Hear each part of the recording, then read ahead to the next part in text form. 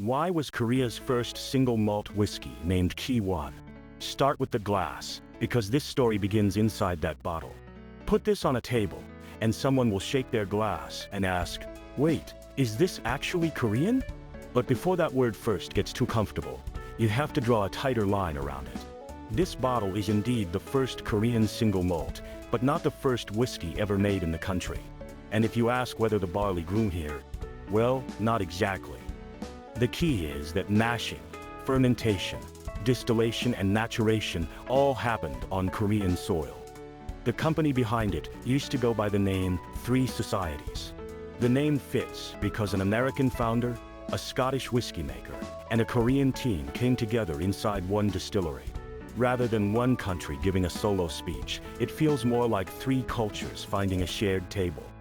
Meet Brian Doe, the Korean-American founder behind the whole thing. After years in craft beer, he turned towards single malt whiskey in Korea, which was a much bigger decision than it sounds. Dreaming about a distillery is one thing, but buying land, importing stills, and filling casks is another matter entirely.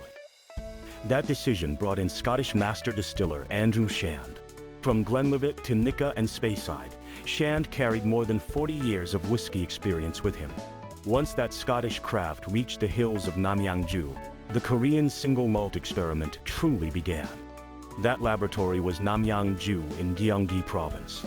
It was not chosen only for the view, but because the casks could feel Korea's seasons clearly. Hot summers and cold winters keep pushing the spirit and oak into constant conversation. In summer, heat draws the spirit deeper into the wood, and in winter the cold pulls it back out. Of course, the casks are not literally breathing in the warehouse.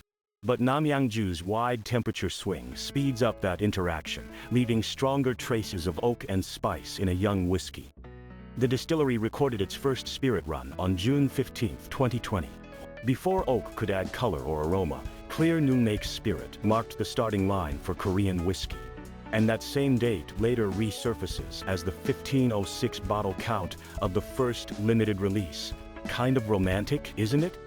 That first Tiger edition was released in a total of 1506 bottles.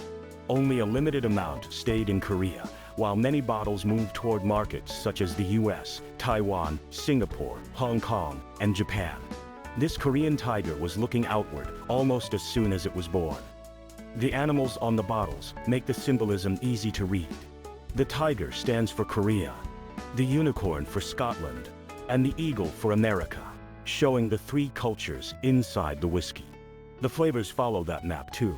Tiger leans sweet and fruity with sherry and wine cask notes of ripe fruit, honey, caramel, and raisin. Eagle moves toward new oak and bourbon cask, vanilla, banana, and oak spice, while unicorn brings peat smoke, fallen leaves, orange peel, honey, and plum. So the animals are not just decoration. They point toward three cultural roots and three flavor directions. The timing makes the story even more interesting. Back in 2020, Korea's whiskey imports hit a 21-year low, and some major companies were stepping back from local whiskey production. At the moment the market felt cold, this team was lighting a small fire in a Namyangju warehouse. K1 was never built only for the domestic market. It carried an ambition to travel back to Scotland and Ireland, the old homelands of whiskey. It feels like a bottle made in Korea, sending a careful answer back to the teachers of the craft. So the name Ki-1 carries two meanings at once. In Korean, it points to a beginning and also to a wish for success. The ambition is large, but the name feels quiet, which makes the aftertaste of the story linger longer.